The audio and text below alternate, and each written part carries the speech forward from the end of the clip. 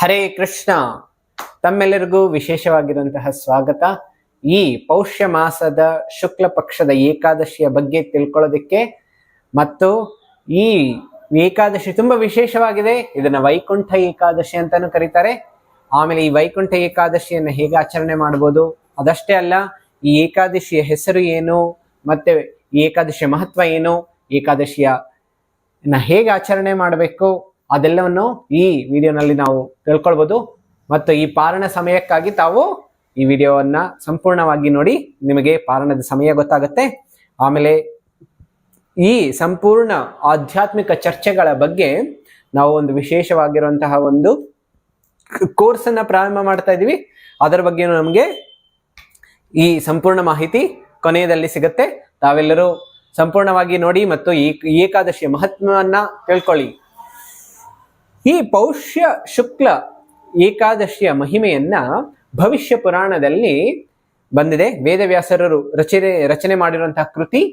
ಆ ಕೃತಿಯಲ್ಲಿ ಹೀಗೆ ಬರುತ್ತೆ. ಯುಧಿಷ್ಠಿರ ಮಹಾರಾಜರು ಕೃಷ್ಣನಿಗೆ ಕೇಳ್ತಾ ಇದ್ದಾರೆ, ಈ ಪೌಷ್ಯ ಮಾಸದಲ್ಲಿ ಹಿಂದೆ ಸಫಲ ಏಕಾದಶಿ ಅಂತ ಬಂದಿತ್ತು ಕೃಷ್ಣ ಪಕ್ಷದಲ್ಲಿ, ಮತ್ತು ಈಗ ಶುಕ್ಲ ಪಕ್ಷದಲ್ಲಿ ಬರ್ತಾ ಇರುವಂತಹ ಈ ಏಕಾದಶಿಯ ಮಹಿಮೆ ಏನು, ಮತ್ತು ಈ ಏಕಾದಶಿಯಲ್ಲಿ ಯಾವ ದೇವರನ್ನ ಆರಾಧನೆಯನ್ನ ಮಾಡ್ತಾರೆ, ಇದನ್ನ ಸಂಪೂರ್ಣವಾಗಿ ತಿಳಿಸಿ ಅಂತ ಹೇಳಿ ಯುಧಿಷ್ಠಿರ ಮಹಾರಾಜರು ಕೃಷ್ಣನಿಗೆ ಕೇಳ್ತಾ ಇದ್ದಾರೆ. ಆಗ ಕೃಷ್ಣ ಸಂಪೂರ್ಣ ಎಲ್ಲರಿಗೂ ಒಳ್ಳೇದಾಗೋದಕ್ಕೋಸ್ಕರ ಭಗವಂತ ಈ ಮಾರ್ಗದರ್ಶನವನ್ನ ಕೊಡ್ತಾ ಇದ್ದಾರೆ. ಈಗ ಭಗವಂತ ಹೇಳ್ತಾ ಇದ್ದಾರೆ, ಸಾಮಾನ್ಯವಾಗಿ ಎಲ್ಲಾ ಏಕಾದಶಿ ವ್ರತಗಳಲ್ಲೂ ನಾವು ಹೇಗೆ ನಿಯಮಗಳನ್ನ ವಿಧಿಗಳನ್ನ ಆಚರಣೆ ಮಾಡ್ತೀವಿ, ಅದೇ ರೀತಿ ಈ ಏಕಾದಶಿನಲ್ಲೂ ಮಾಡಬೇಕು ಅಂತ ಹೇಳ್ತಾ ಇದ್ದಾರೆ. ಏನೆಲ್ಲ ವಿಧಿಗಳನ್ನ ನಾವು ಆಚರಣೆ ಮಾಡ್ತಾ ಇದ್ದೀವಿ ನಮ್ಮೆಲ್ಲರಿಗೂ ಗೊತ್ತಿರ್ಬೋದು.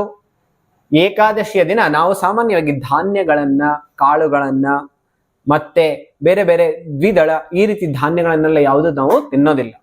ಅದಕ್ಕೋಸ್ಕರ ಹೇಳ್ತಾರೆ ನಾವು ಧಾನ್ಯಗಳನ್ನೆಲ್ಲ ಬಿಟ್ಟು, ಯಾಕೆಂತ ಹೇಳಿದ್ರೆ ಎಷ್ಟೊಂದು ಪುರಾಣಗಳಲ್ಲಿ ಬರುತ್ತೆ, ಪಾಪದ ಪುರುಷ ಈ ಧಾನ್ಯಗಳಲ್ಲಿ ಇರ್ತಾನೆ ಏಕಾದಶಿಯ ದಿನ ಅಂತ ಹೇಳಿ. ಆಮೇಲೆ ಅದಕ್ಕೋಸ್ಕರ ನಾವು ಧಾನ್ಯಗಳನ್ನ ಸ್ವೀಕಾರ ಮಾಡೋದಿಲ್ಲ. ನಿಮಗೆ ಇದರ ಹೆಚ್ಚು ಮಾಹಿತಿ ಬೇಕು ಅಂತ ಹೇಳಿದ್ರೆ ನಾವು ಒಂದು ಪ್ರವಚನವನ್ನ ಮಾಡಿದ್ವಿ, ಏಕಾದಶಿಯ ಮಹಿಮೆ ಮತ್ತು ವಿಧಿ. ಅದನ್ನ ತಾವು ನಮ್ಮ ಚಾನೆಲ್ ನಲ್ಲಿ ನೋಡ್ಬೋದು. ಅದು ನಿಮಗೆ ಇನ್ನೂ ಹೆಚ್ಚು ಮಾಹಿತಿ ಸಿಗುತ್ತೆ.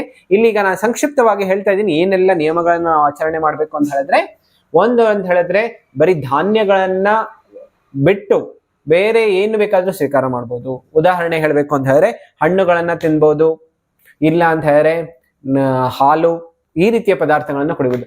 ಯಾರು ಸಂಪೂರ್ಣ ಉಪವಾಸ ಮಾಡೋದಕ್ಕಾಗತ್ತೆ ಅವರು ಮಾಡ್ಬೋದು. ಯಾರಿಗಾಗೋದಿಲ್ಲ ಅಂತ ಹೇಳಿದ್ರೆ ಅವರು ಈ ರೀತಿಯ ಹಣ್ಣುಗಳನ್ನ, ಹಂಪಲುಗಳನ್ನ ಇದನ್ನ ಸ್ವೀಕಾರ ಮಾಡ್ಬೋದು.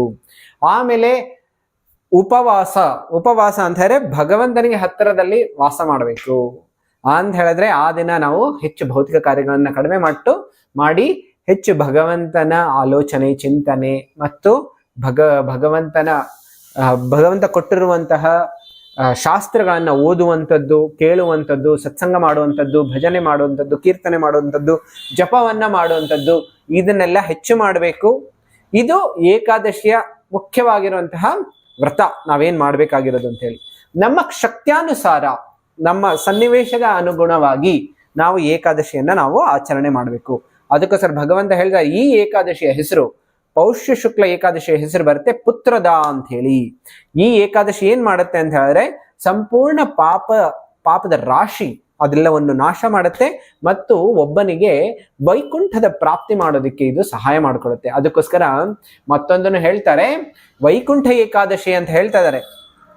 ಯಾಕೆ ಇದಕ್ಕೆ ವೈಕುಂಠ ಏಕಾದಶಿ ಅಂತ ಹೇಳ್ತಾರೆ ಅಂತ ಹೇಳಿದ್ರೆ, ಒಂದಾನೊಂದು ಕಾಲದಲ್ಲಿ ಭಗವಂತ ಕೆಲವು ಅಸುರರನ್ನ ವೈಕುಂಠದಲ್ಲಿ ಆಗಮನಿಸಿದ್ರು, ಮತ್ತು ಅದಷ್ಟೇ ಅಲ್ಲ, ಒಂದು ವರವನ್ನು ಕೊಟ್ರು. ಯಾರು ಈ ಭಗವಂತನ ವೈಕುಂಠದ ದ್ವಾರದಲ್ಲಿ ಬಂದು ನಿಮ್ಮ ದರ್ಶನವನ್ನ ಮಾಡ್ತಾರೆ ಅವ್ರಿಗೂ ವೈಕುಂಠದ ಪ್ರಾಪ್ತಿ ಆಗ್ಬಿಡ್ಬೇಕು ಅಂತ ಹೇಳಿ. ಅದಕ್ಕೋಸ್ಕರ ಕೆಲವು ಮಂದಿರಗಳಲ್ಲಿ, ತಿರುಮಲ ಇಲ್ಲ ಶ್ರೀರಂಗ ಕ್ಷೇತ್ರ, ಅಲ್ಲಿ ಒಂದು ವೈಕುಂಠದ ದ್ವಾರವನ್ನ ಅವರು ನಿರ್ಮಾಣ ಮಾಡ್ತಾರೆ. ಅಲ್ಲಿ ಭಗವಂತನ ವಿಗ್ರಹವನ್ನ ಎಲ್ಲರಿಗೂ ಅಲ್ಲಿಂದ ಬಂದು ಬರ್ತಾ ಇರುವಂತಹ ದರ್ಶನವನ್ನ ಮಾಡಿಸ್ತಾರೆ. ಅದಾದ್ಮೇಲೆ ಕೆಲವರೆಲ್ಲ ಅವರ ವೈಕುಂಠದ ದ್ವಾರವನ್ನ ಪ್ರವೇಶ ಮಾಡ್ತಾರೆ. ಆ ವೈಕುಂಠದ ದ್ವಾರವನ್ನ ಪ್ರವೇಶ ಮಾಡಿದ್ರೆ ಹೇಳ್ತಾರೆ ಅವರಿಗೆ ಮತ್ತೆ ಈ ಜನ್ಮದಲ್ಲಿ ಪುನರ್ಜನ್ಮ ಅನ್ನೋಂಥದ್ದು ಇರೋದಿಲ್ಲ ಮತ್ತು ಅವರಿಗೆ ವೈಕುಂಠದ ಪ್ರಾಪ್ತಿ ಆಗುತ್ತೆ ಅಂತ ಹೇಳಿ. ಅದಕ್ಕೋಸ್ಕರ ಈಗ ಇಷ್ಟೊಂದು ಮಂದಿರಗಳಲ್ಲಿ, ವಿಷ್ಣುವಿನ ಮಂದಿರಗಳಲ್ಲಿ ಎಲ್ಲಾ ಭಕ್ತರು ಹೋಗಿ ಏನ್ ಮಾಡ್ತಾರೆ ಅಂತ ಹೇಳಿದ್ರೆ ವೈಕುಂಠದ ದ್ವಾರದ ದರ್ಶನವನ್ನ ಮಾಡ್ತಾರೆ ಮತ್ತು ಅದರಲ್ಲಿ ಪ್ರವೇಶವನ್ನು ಮಾಡ್ತಾರೆ. ಅದೇ ರೀತಿ ನಾವು ಈ ಏಕಾದಶಿಯ ದಿನ ಎಷ್ಟು ನಾವು ಪ್ರಾಮಾಣಿಕವಾಗಿ ಭಕ್ತಿ ಭಾವನೆಯಿಂದ ಮತ್ತು ನಿಯಮಪೂರ್ವಕವಾಗಿ ನಾವೇನಾದ್ರೂ ಈ ಏಕಾದಶಿಯನ್ನ ಮಾಡಿದ್ರೆ ನಮಗೆ ಆಧ್ಯಾತ್ಮಿಕವಾಗಿ ಯಥೇಚ್ಛವಾಗಿ ನಾವು ಪ್ರಗತಿಯನ್ನ ಮಾಡೋದಕ್ಕೆ ಸಾಧ್ಯ ಆಗುತ್ತೆ. ಅದಕ್ಕೋಸ್ಕರ ಭಗವಂತ ಹೇಳ್ತಾ ಇದ್ದಾರೆ, ಈ ಏಕಾದಶಿಯ ದಿನ ನಾವು ಯಾರನ್ನ ಆರಾಧನೆ ಮಾಡಬೇಕು ಅಂತ ಹೇಳಿದ್ರೆ ಶ್ರೀಮನ್ ನಾರಾಯಣನ ಆರಾಧನೆ ಮಾಡಬೇಕು ಅಂತ ಹೇಳ್ತಾ ಇದ್ದಾರೆ. ಅವರು ಈ ಏಕಾದಶಿಯ ದಿನ ಆ ಭಗವಂತನ ಈ ವಿಗ್ರಹ, ಈ ಸ್ವರೂಪದಲ್ಲಿ ಆ ಭಗವಂತನನ್ನ ಆರಾಧನೆ ಮಾಡಬೇಕು ಅಂತ ಹೇಳ್ತಾರೆ. ಅದಕ್ಕೋಸ್ಕರ ಹೇಳ್ತಾ ಇದ್ದಾರೆ, ಅವರು ನಾರಾಯಣ ಏನ್ ಮಾಡ್ತಾರೆ, ಅವರೆಲ್ಲರ ಭಕ್ತರಿಗೆ ಅವರ ಎಲ್ಲ ಆಸೆಗಳನ್ನ, ಕಾಮನೆಗಳನ್ನ, ಭೌತಿಕವಾಗಿರ್ಬೋದು ಆಧ್ಯಾತ್ಮಿಕವಾಗಿರ್ಬೋದು, ಅವೆಲ್ಲವನ್ನು ಭಗವಂತ ಅದನ್ನೆಲ್ಲವನ್ನು ಅದು ಸಂಪೂರ್ಣ ಮಾಡಿಸ್ತಾರೆ. ಅದಕ್ಕೋಸ್ಕರ ಹೇಳ್ತಾರೆ, ಈ ಸಂಪೂರ್ಣ ಜಗತ್ತಿನಲ್ಲಿ 3 ಲೋಕಗಳಿದೆ. ಮೇಲಿನ ಸ್ವರ್ಗಲೋಕಗಳಿದೆ, ಭೂಲೋಕಗಳಿದೆ ಮತ್ತು ಅಧೋಲೋಕಗಳಿದೆ. ಈ ಎಲ್ಲಾ ಲೋಕಗಳಲ್ಲಿ ತುಂಬಾ ಮಿಗಿಲಾಗಿರೋದು ಯಾವ್ದಾದ್ರು ಉತ್ತಮ ವ್ಯಕ್ತಿ ಯಾರಿದ್ದಾರೆ ಅಂತ ಹೇಳಿದ್ರೆ ಆ ಭಗವಂತ ಮಾತ್ರ. ಅದಕ್ಕೋಸ್ಕರ ಭಗವದ್ಗೀತೆಯ 15ನೇ ಅಧ್ಯಾಯದಲ್ಲಿ ಭಗವಂತ ಆ ಉತ್ತಮ ಪುರುಷನ ಬಗ್ಗೆ ಹೇಳ್ತಾರೆ, ದ್ವಾವಿಮೌ ಪುರುಷೌ ಲೋಕೆ ಕ್ಷರಶ್ಚಾಕ್ಷರ ಏವಚ ಕ್ಷರ ಸರ್ವಾಣಿ ಭೂತಾನಿ ಕೂಟಸ್ಥೋಕ್ಷರ ಉಚ್ಯತೆ. ಹೇಳ್ತಾರೆ, ಈ ಸಂಪೂರ್ಣ ಲೋಕದಲ್ಲಿ 2 ರೀತಿಯ ವರ್ಗಗಳ ಜನರಿದ್ದಾರೆ. ಯಾರು ಅಂತ ಹೇಳಿದ್ರೆ ಕ್ಷರ ಮತ್ತು ಅಕ್ಷರ. ಕ್ಷರ ಅಂತ ಹೇಳಿದ್ರೆ ಯಾರು ಪತನ ಹೊಂದೋದಕ್ಕೆ ಅವರು ತುಂಬಾ ಬೇಗ ಪತನ ಹೊಂದಿಬಿಡ್ತಾರೆ. ಅಕ್ಷರ ಅಂತ ಹೇಳಿದ್ರೆ ಅವರ ಪತನ ಆಗೋದಿಲ್ಲ. ನಾವೆಲ್ಲರೂ ಈಗ ಪತಿತಾತ್ಮರಾಗ್ಬಿಟ್ಟಿದೀವಿ, ಯಾಕಂದ್ರೆ ಈಗ ಭೌತಿಕ ಜಗತ್ತಿನಲ್ಲಿ ಬಂದಿದೀವಿ. ಆಮೇಲೆ ಆಧ್ಯಾತ್ಮಿಕ ಜಗತ್ತಿನಲ್ಲಿ ಎಷ್ಟೋ ಜೀವಿಗಳಿದ್ದಾರೆ, ಅವರು ಪತನ ಆಗೋದಿಲ್ಲ. ಅವರು ಅಕ್ಷರ ಅಂತ ಹೇಳ್ತಾರೆ. ಕ್ಷರ ಸರ್ವಾಣಿ ಭೂತಾನಿ ಕೂಟಸ್ಥ ಅಕ್ಷರ ಉಚ್ಯತೆ. ಕ್ಷರ ಸರ್ವಾಣಿ, ಈ ಸಂಪೂರ್ಣ ಜಗತ್ತಿನಲ್ಲಿ ಯಾರನ್ನ ನೋಡ್ತೀವಿ ಅಂತ ಹೇಳಿದ್ರೆ ಎಲ್ಲರೂ ಪತಿತ ಆತ್ಮಗಳು. ಆಧ್ಯಾತ್ಮಿಕ ಜಗತ್ತಿನಲ್ಲಿ ಅಕ್ಷರ ಜೀವಿಗಳು ಇದ್ದಾರೆ. ಈ ಅಕ್ಷರ ಜೀವಿಗಳು ಅಂದ್ರೆ ಆಧ್ಯಾತ್ಮಿಕ ಜಗತ್ತಿನಲ್ಲಿರುವಂತಹ ನಿತ್ಯ ಸಿದ್ಧ ಜೀವಿಗಳಲ್ಲಿ ಉತ್ತಮವಾದಂತಹ ವ್ಯಕ್ತಿ ಯಾರು, ಅದನ್ನ ಈ ಮುಂದಿನ ಶ್ಲೋಕದಲ್ಲಿ ಹೇಳ್ತಾರೆ. ಉತ್ತಮ ಪುರುಷಸ್ತ್ವನ್ಯ ಪರಮಾತ್ಮೇತಿ ಉದಾಹೃತಃ ಯೋ ಲೋಕತ್ರಯಮಾವಿಶ್ಯ ಬಿಭರ್ತ್ಯ ಅವ್ಯಯ ಈಶ್ವರ. ಇದ್ರಲ್ಲಿ ಹೇಳ್ತಾರೆ, ಇವರಿಬ್ಬರಲ್ಲದೆ ಅತ್ಯುತ್ತಮನಾದ ಜೀವಂತ ವ್ಯಕ್ತಿಯಾದ ಪರಮಾತ್ಮನು ಸ್ವತಃ ಅವಿನಾಶಿ. ಅವನು 3 ಜಗತ್ತುಗಳನ್ನು ಪ್ರವೇಶಿಸಿದ್ದಾನೆ ಮತ್ತು ಅವುಗಳನ್ನು ಪಾಲಿಸುತ್ತಿದ್ದಾನೆ. ಹೇಳ್ತಾ ಇದ್ದಾರೆ, ಸಂಪೂರ್ಣ ಜಗತ್ತನ್ನ ಯಾರು ನೋಡ್ಕೊಳ್ತಾ ಇರೋದು, ನಮ್ಮೆಲ್ಲರ ಪೋಷಣೆ ಯಾರು ನೋಡ್ಕೊಳ್ತಾ ಇದ್ದಾರೆ, ಆ ಪರಮಾತ್ಮ ನೋಡ್ಕೊಳ್ತಾ ಇದ್ದಾನೆ.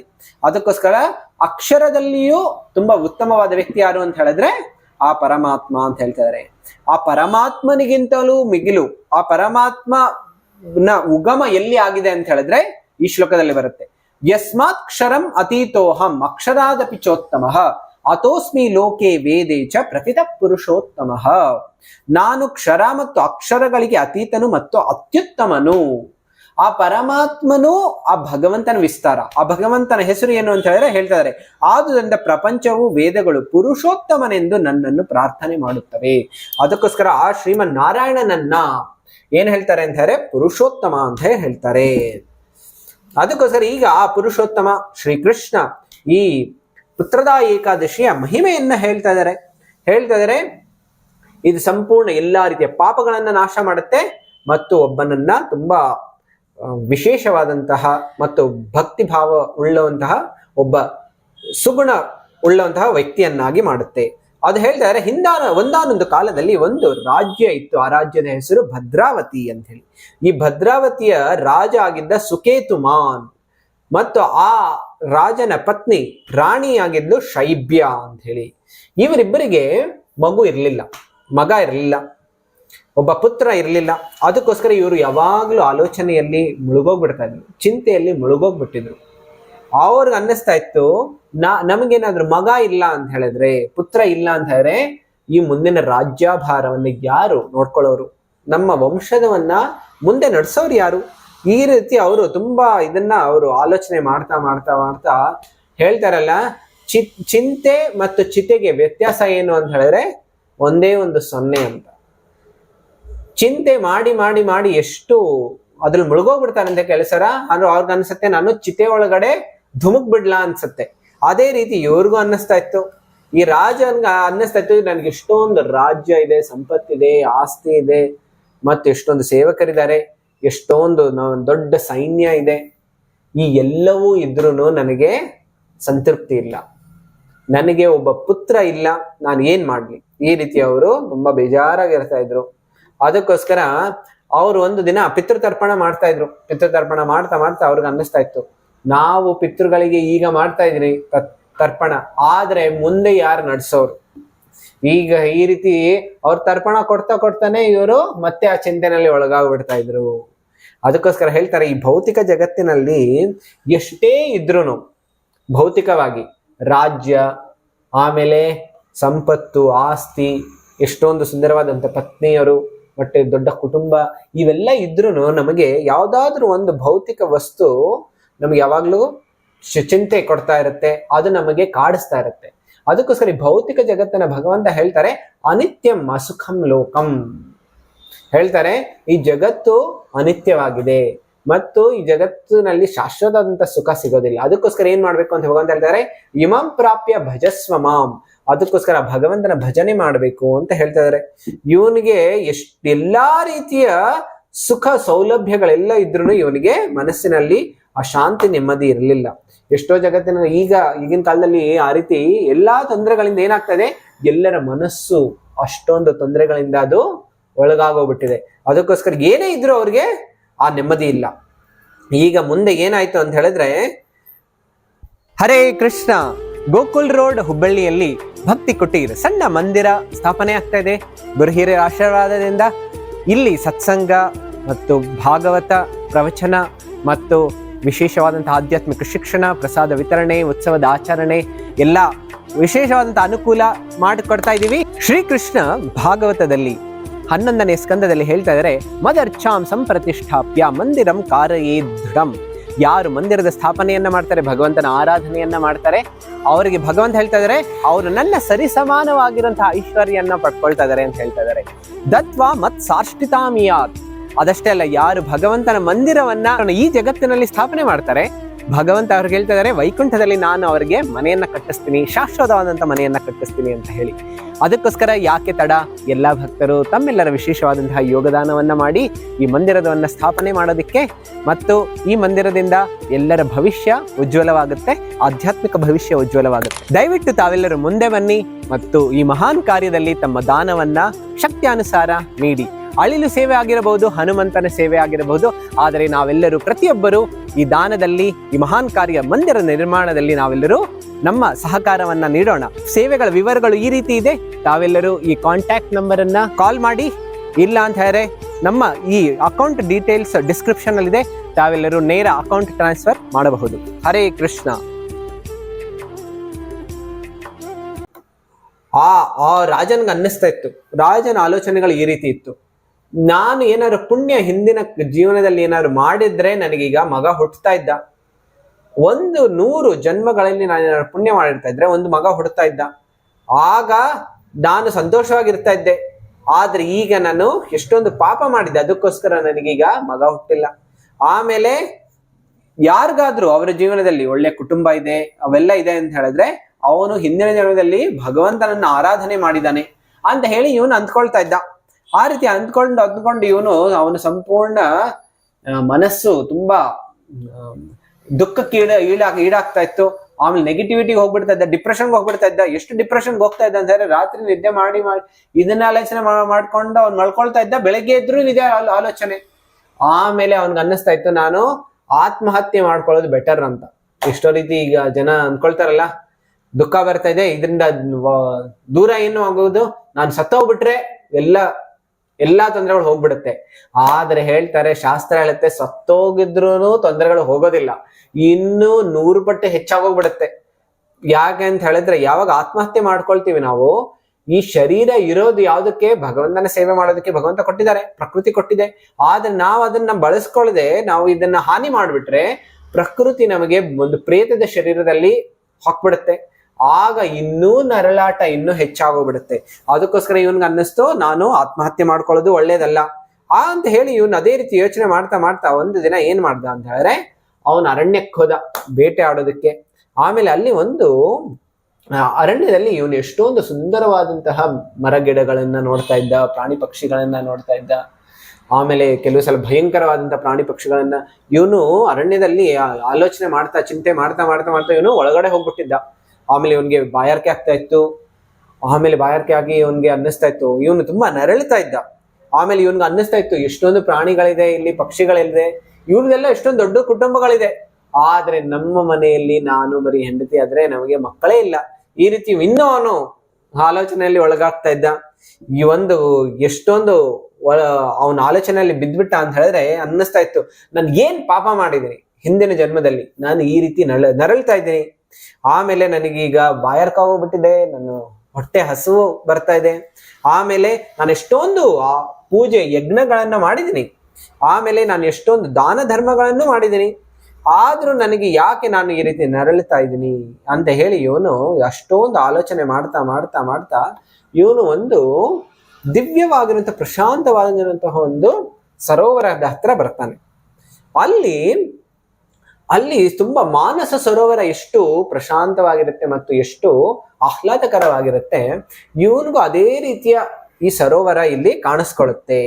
ಆ ಸರೋವರದಲ್ಲಿ ಎಷ್ಟೊಂದು ರೀತಿಯ ವಿವಿಧವಾಗಿರುವಂತಹ ಮೀನುಗಳು ಮತ್ತೆ ತುಂಬಾ ಸುಂದರವಾಗಿರುವಂತಹ ಕಮಲದ ಹೂವುಗಳು ಎಲ್ಲವೂ ಇರ್ತಾ ಇತ್ತು. ಆಮೇಲೆ ಇವನು ನೋಡ್ತಾ ಇದ್ದಾಗ ತುಂಬಾ ಪರಿಶುದ್ಧವಾಗಿಯೂ ಇತ್ತು ಆ ವಾತಾವರಣ. ಅಲ್ಲಿ ಎಷ್ಟೊಂದು ಆಶ್ರಮಗಳು ಇತ್ತು, ಎಷ್ಟೊಂದು ಋಷಿಮುನಿಗಳು ಕೂತ್ಕೊಂಡು ಅಲ್ಲಿ ಆಶ್ರಮದಲ್ಲಿ ಕೂತ್ಕೊಂಡು ಭಗವಂತನ ಪುಣ್ಯ ನಾಮದ ಜಪಗಳನ್ನ ಮಾಡ್ತಾ ಇದ್ರು. ಇದನ್ನೆಲ್ಲ ನೋಡ್ತಾ ಇದ್ದರೆ ಇವನ ಬಲಗಡೆಯ ಭಾಗ ಎಲ್ಲವೂ ಅದರ್ತಾ ಇತ್ತು. ಅವನ್ಗೆ ಅನ್ನಿಸ್ತು, ಇದು ಒಂದು ಶುಭ ಸೂಚಕ, ಇದು ಶುಭ ಶಕುನ ಅಂತ ಹೇಳಿ ಅವನು ಖುಷಿ ಆಯ್ತು. ಭಗವಂತ ಏನಾದ್ರೂ ಕೃಪೆ ತೋರಿಸ್ತಾ ಇರ್ಬೋದು ಅಂತ ಹೇಳಿ ಅವನು ಮುಂದೆ ಹೋಗ್ತಾನೆ. ಆಮೇಲೆ ಅವನ ಕುದುರೆಯಿಂದ ಇಳಿದು ಆಶ್ರಮದ ಹತ್ರ ಹೋಗ್ತಾನೆ. ಅಲ್ಲಿ ಎಲ್ಲಾ ಋಷಿಮುನಿಗಳು ಕೂತ್ಕೊಂಡು ಜಪವನ್ನ ಮಾಡ್ತಾ ಕೂತ್ಕೊಂಡಿದ್ದಾರೆ, ಭಗವಂತನ ಪುಣ್ಯನಾಮದ ಜಪ ಮಾಡ್ತಾ ಇದ್ದಾರೆ. ಅದಕ್ಕೋಸ್ಕರ ನೋಡಿ, ಯಾರು ಭಗವಂತನ ಪುಣ್ಯನಾಮ ಸದಾ ಜಪ ಮಾಡ್ತಾ ಇರ್ತಾರೆ ಅವರ ಜೀವನದಲ್ಲಿ ಎಲ್ಲಾ ರೀತಿಯ ಶುಭ ಸೂಚನೆಗಳು ಬಂದ್ಬಿಡುತ್ತೆ. ಇವನಿಗೂ ಅನ್ನಿಸ್ತು, ಇವನ್ ಹೋಗಿ ಅವರೆಲ್ಲರಿಗೂ ನಮಸ್ಕಾರವನ್ನ ಮಾಡ್ತಾರೆ. ಅದಾದ್ಮೇಲೆ ಆ ಋಷಿಮುನಿಗಳು ಕೇಳ್ತಾರೆ, ಹೇಳಿ ರಾಜರೇ ಏನಾಗ್ಬೇಕಿದೆ ಅಂತ. ಆಗ ರಾಜ ಹೇಳ್ತಾನೆ, ನೀವೆಲ್ಲರೂ ಈ ಸ್ಥಳದಲ್ಲಿ ಹೇಗಿದ್ದೀರಿ, ನಿಮ್ಮೆಲ್ಲರ ಹೆಸರು ಏನು, ನೀವೆಲ್ಲರೂ ಎಲ್ಲಿಂದ ಬಂದಿದ್ದೀರಿ, ದಯವಿಟ್ಟು ಇದೆಲ್ಲವನ್ನು ತಿಳಿಸಿ ಅಂತ ಹೇಳಿ ರಾಜ ಕೇಳ್ತಾನೆ ಆ ಋಷಿಮುನಿಗಳಿಗೆ. ಋಷಿಮುನಿಗಳು ಹೇಳ್ತಾರೆ, ನಾವೆಲ್ಲರೂ ವಿಶ್ವದೇವರು ಅಂತ ಹೇಳಿದ್ರೆ ನಾವೆಲ್ಲರೂ 10 ವಿಶ್ವದೇವರು ಅಂತ ಈ ಸಂಪೂರ್ಣ ಬ್ರಹ್ಮಾಂಡದಲ್ಲಿ ಇರ್ತಾರೆ. ಆಮೇಲೆ ನಾವು ಇಲ್ಲಿ ಬಂದಿದ್ದೀವಿ ಈ ಸರೋವರದಲ್ಲಿ ಸ್ನಾನ ಮಾಡೋದಕ್ಕೋಸ್ಕರ. ಮಾಘ ಮಾಸದಲ್ಲಿ ಈಗ ಬರ್ತಾ ಇದೆ ಮಾಘ ಮಾಸ, ಆಗ ನಾವು ಸ್ನಾನ ಮಾಡಬೇಕು. ಆಮೇಲೆ ಇವತ್ತು ತುಂಬಾ ವಿಶೇಷವಾದಂತಹ ದಿನ, ಇದು ಪುತ್ರದ ಏಕಾದಶಿ.